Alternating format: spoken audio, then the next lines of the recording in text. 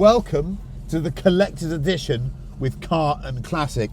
A bunch of auctions that end on November the 15th. We've arrived in style. This is a car that's in that auction. Bentley Continental S2. This is a party bus. What I can't tell you is how good the hi-fi is. This is an old car, patinated, lovely interior with a massive Alpine hi-fi. It's got a subwoofer in the boot.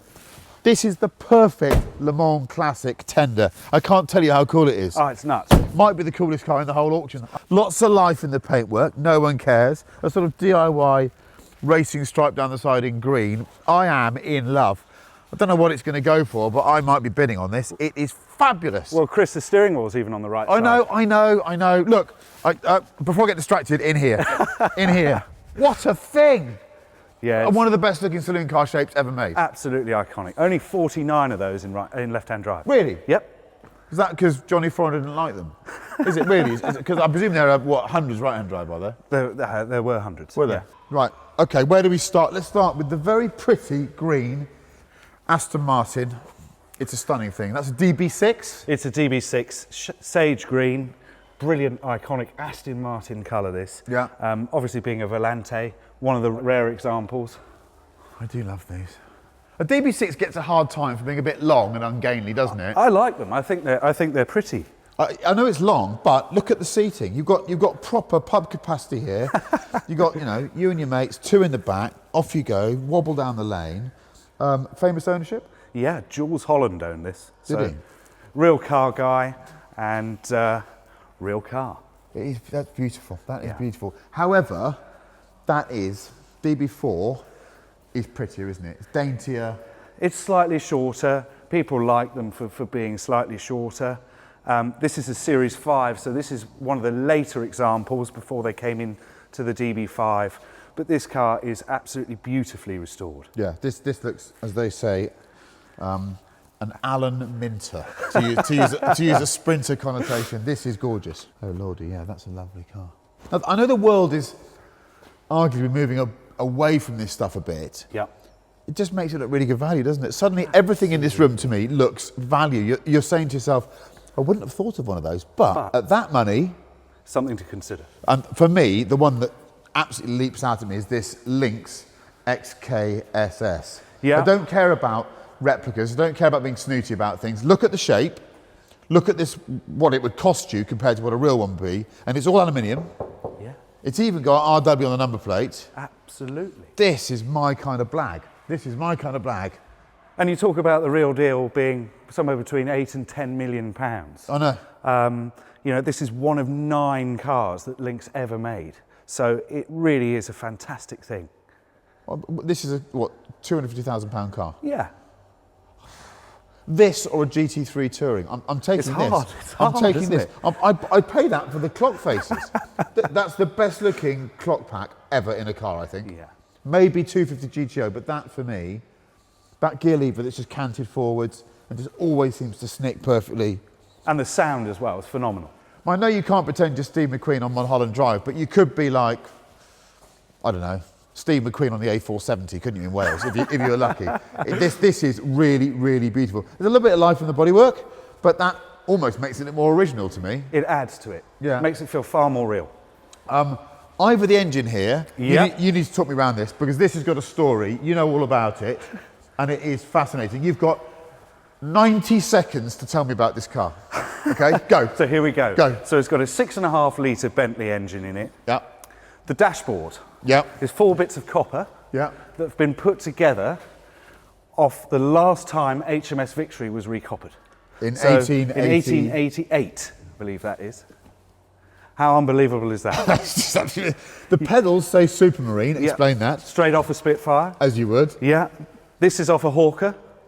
And the starter switch, of course, is off a Spitfire. There's so much detail in this car, and it's detail that makes the difference. This is home built. Absolutely. The vendor has spent many hours Do doing those come this. with it? Absolutely do. Look good on the way They to look the like pub. Baldrick's flying goggles in Blackadder Goes Forth. I totally see the appeal. Yeah.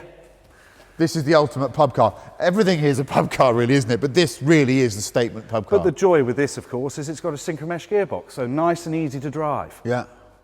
It's vast. Yeah. Okay, let's move over here. Eyes are drawn, obviously, to this, the classic shape. Special feature, interior colour. Yep, elephant grey. Yep. Very unusual to have a proper DB5 Bond spec interior. Elephant grey was the colour, so many of them are black, but silver birch outside. This car, of course, was owned by John Taylor of Duran Duran for many, many years. Duran. Duran. Her name is Rio. It's beautiful. It's a shape that will forever be associated with one particular person, but you can't deny. As a British export, it's one of the most famous British objects, isn't it, really? Yeah, absolutely. DB5, and they wrote Superleggere on it, and actually it was quite heavy. So let's move back here. I'm going to ignore that for the moment. Fine. We'll discuss that. That looked extraordinary. Looks sort of a medieval torture weapon. DB24, it should be out of my bandwidth. But the values of these have dipped a bit, and suddenly these look really good value, don't they? They're exceptional value. Special about this one? This has got period competition history. So, Goodwood, 1954. Right. Aintree, first Grand Prix, That's there. Right, 1954. I'm coming to look at that now. Look at the photos. That's Aintree, isn't it? Yep. Look at that. Wow. I mean, if you wanted to get into this sort of thing, these were double the money. They were, and the private owners just spent £30,000 on an engine rebuild. So, you know, it's really a great car, this. Value. Okay. British, but with a little bit of Roman appeal. Yep. DB7 Zagato, you all know what that is. I mean, one of the quirkiest matches. It was on the back of the V8 Zagato they made in '88. Yep. Which is one of my favourite cars. This is quirkier looking, but still, it's a Zag. It's a real Zag. Double bubble. Yeah. Fancy number plate and all. And this is number 28 of just 99 they made. But the special thing is the mileage. Absolutely. It's the 3,000 miles from new, and it's had 3 collector owners from new as well. I remember going to drive a DB7 Vantage, right, which was, it came just after this. I went to meet Harry Carlton, the famous PR man that worked there. Right, and he sat me in the car and he said, why are you testing the car? You're too young. I was probably about 24, 25. And I sat in and he said, what do you think of the cabin? And I said, well, it's got these Ford indicator stalls, doesn't it? I said, should you have those? And he said, now listen here. He said, most of the people that buy our cars never sat in a Ford, so they wouldn't know. I still think it's one of the smartest answers to cheap switchgear ever. Okay, I think what I love about this, and I know we've got an Albus there as well, is what a collection of shapes. Yeah. And they're British. They are the most quintessentially British shapes I've seen in a room. I think they're a really, really appealing group.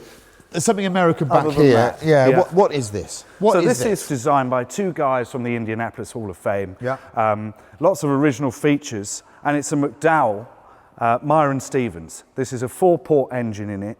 Yeah. It's been in the owner's glass box in his garden on display for the last 10 years. Is that a carburettor? Yes. What? How does that work? Aren't they fantastic? So he's slowing airflow down, is he? Coming that way? It must be, yeah. But these were tow start originally. This one's been fitted with an electric starter just to make it more eligible for racing in America. I don't even know where to begin with these. So you're sitting upright, you've got a prop shaft that's, I mean, if anything went wrong... It comes through the middle of your legs, look. Yeah, you're not having any more children if that goes wrong. Fabulous thing. What's this worth? Come on, give me an idea. It's so hard to say. Piece string. So hard to say because it's a piece of Indianapolis Hall of Fame history. I would think 60 to 80. Transverse leaf spring Yeah. on top of a solid axle. What a piece of kit this is. What a way to arrive at Goodwood. Be fabulous for any hill climb. Yeah. Lovely bunch. Collector's edition, ends November the 15th. Yep. Got all that out of the way, done my job. Yep. I'm completely in love with this Bentley. Can we get back in it and live in it, please? I am so smitten by this thing. I'll be watching this auction eagle-eyed. Let's go. This thing, I am mildly obsessed because it's got that patinated exterior. This car doesn't take itself too seriously. No, it doesn't. It's gorgeous. And clearly whoever owned it before knew what they were doing. Oh, they knew what they were going to do with it. Yeah. God, right, here we go. Collector's edition auction ends November the 15th. There's lots of great tackle in there to bid on, but if you're not bidding on this, the ultimate party bus, you're mad.